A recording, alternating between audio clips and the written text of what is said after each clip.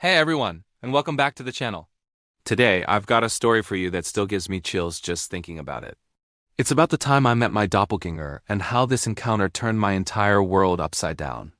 This isn't just a case of, hey, you look like someone I know. This was something else entirely. Something much, much creepier.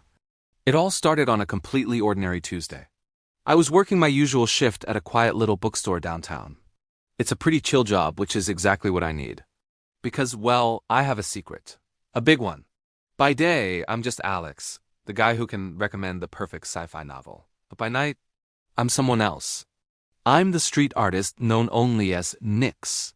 For years, I've been anonymously creating these huge, elaborate murals on forgotten city walls. It's my passion, my escape. And absolutely no one knows it's me. My art is my identity, but my real name is my shield. So there I was, stacking a new shipment of paperbacks, when the little bell above the door chimed. I looked up, ready with my standard, "Welcome, let me know if you need anything." But the words died in my throat. Standing in the doorway was... it was the most surreal experience.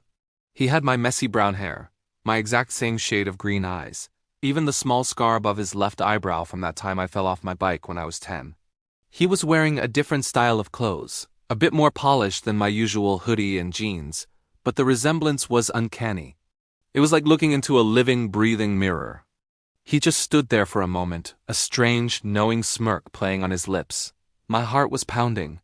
Customers occasionally said I had a common face, but this was beyond that. This was a carbon copy. He walked straight towards the counter, his eyes never leaving mine. I tried to act normal, to pretend this was just a weird coincidence. "Can I help you find something?" I managed to ask, my voice a little shakier than I would have liked. He leaned against the counter, that unnerving smirk widening into a full-blown grin. "I don't think so," he said, and his voice was the final terrifying confirmation. It was my voice, maybe a bit smoother, more confident, but unmistakably mine. I think I've already found exactly what I was looking for. My mind was racing. Was this a long-lost twin? A prank? I was trying to process it all when he spoke again, and his next words froze the blood in my veins. "Nice piece you finished last night by the old railway bridge," he said casually, picking up a pen from the counter and twirling it between his fingers. "The one with the phoenix. Bold choice?" I liked the color palette. Time stopped. The railway bridge. The phoenix mural. I had just finished it around 3 a.m. that morning. No one saw me. I made sure of it. I always made sure. My anonymity as Nix was everything. It protected me, my family, my normal life. How could this person, this duplicate of me, possibly know about it? I just stared at him, completely speechless. All the color must have drained from my face because he just chuckled. It was my laugh, but it sounded predatory. "Who are you?" I whispered, my hands gripping the edge of the counter. The smirk was gone, replaced by an expression of mild amusement. "You can call me Leo," he said. "And as for who I am, well, you could say I'm your biggest fan. Or maybe your biggest critic. Depends on the day." He then turned and started browsing the shelves, as if he hadn't just detonated a bomb in the middle of my life. I watched him, my mind a whirlwind of fear and confusion. This was impossible. Over the next few days, Leo was everywhere. It was like he had inserted himself into the fabric of my life. I'd see him across the street just watching me as I walked home from work. He'd be sitting in the coffee shop I went to every morning, a newspaper hiding his face. But I knew it was him. It felt like I was being haunted by my own reflection. He never approached me again, not directly. He didn't need to. His presence was enough to keep me constantly on edge. I started getting paranoid, looking over my shoulder every few seconds, jumping at every shadow. Then, things escalated. A new piece of street art appeared in the city, in a very public, high-traffic area. It was in my style. My signature brush strokes, my unique blending techniques, that I hadn't made it. The subject was a portrait of me, Alex, working at the bookstore, with the word fraud scrawled across it in vibrant, angry red. My heart sank. This was Leo's work. He wasn't just my doppelganger, he was a skilled artist too. He was using my own art, my own secret identity, against me. The media went wild. Who was this new piece by Nix? What did it mean? Was Nix revealing their identity? My carefully constructed secret was beginning to crumble. I felt trapped. This stranger not only knew my secret but was now actively trying to destroy it, to destroy me. I had to confront him. I couldn't live like this, constantly looking over my shoulder, waiting for the other shoe to drop. I knew he'd be back. He was toying with me, and he wasn't finished yet. That night, I went to my most secluded spot, a place I considered my sanctuary, a hidden rooftop where I planned my murals. I had a feeling he'd find me there, and I was right. As I stood looking out over the city lights, I heard a footstep behind me. I knew you'd come here, Leo said, stepping out of the shadows. It's a nice view, inspiring. What do you want from me? I demanded, turning to face him. Why are you doing this? He walked closer, his expression unreadable in the dim light. I want what you have, he said, his voice low and intense. You have this gift, this voice as Nyx, but you hide it. You're afraid. You paint in the shadows and then scurry back to your boring little life. It's a waste. It's my life, I shot back, my secret to keep. He laughed, a bitter, hollow sound. Is it? Or is it a cage you've built for yourself? I'm showing you what you could be if you weren't so scared.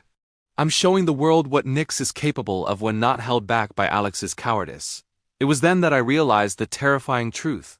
Leo wasn't just a copy. He was everything I was afraid to be. He was the ambitious, ruthless, and visible version of my artistic self. He was my shadow, given form and will. You're trying to replace me, I said, the realization hitting me like a physical blow. Take my name, my art, my life. He smiled, a cold, chilling smile. Replace you?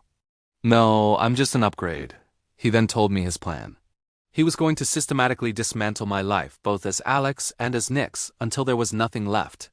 He would expose me, ruin my reputation, and then step in to take my place, becoming the real Nyx in the public eye. I knew I couldn't fight him with threats or anger. He was feeding off my fear. I had to outsmart him. I had to use the one thing we both shared, our art. You think I'm a coward? I said, my voice steady now. You think I'm hiding? You're wrong. My anonymity isn't about fear. It's about the art. The art is supposed to be the focus, not the artist. He rolled his eyes. Spare me the philosophical nonsense. It's not nonsense, I insisted. And I'll prove it to you. A plan was forming in my mind, a risky, all-or-nothing gambit. The city was hosting its annual arts festival in 1 week. It was the biggest cultural event of the year. It was my chance. The next few days were a blur. I barely slept, barely ate.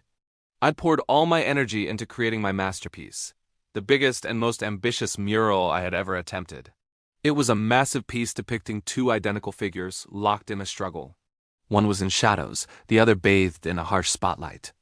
Between them, a vibrant, chaotic explosion of color represented the art itself. The night before the festival, I put the final touches on it. I left a clue, a single cryptic symbol hidden within the piece, a symbol only Leo, with his intimate knowledge of my past work, would understand. It was an invitation to a final showdown. The festival began, and my mural was an instant sensation. The entire city was talking about it. And just as I'd planned, Leo took the bait. He announced online, posing as me, that Nyx would be doing a live art demonstration that night in the main city square, a final piece to claim his throne. That evening, the square was packed. Cameras were everywhere. Leo, my perfect double, stood on a raised platform basking in the attention. He started to paint, his movements confident and theatrical, but as he worked, the crowd began to murmur. On the massive screens flanking the stage, another video started to play. It was me, in a different location, also painting live. I was creating a piece that was the mirror opposite of his, a companion to it. The crowd was confused. There were two Nyxes. Then my final move. On my live feed, I painted a single, final element onto my canvas, the key, the secret signature I had used only once before, in my very first mural years ago. A signature that only the true Nyx would know the meaning of. On the stage, Leo froze. He saw what I did. He didn't know the symbol. He couldn't replicate it. His confident facade shattered. He was exposed, not as a fraud in the way he'd accused me, but as an imposter.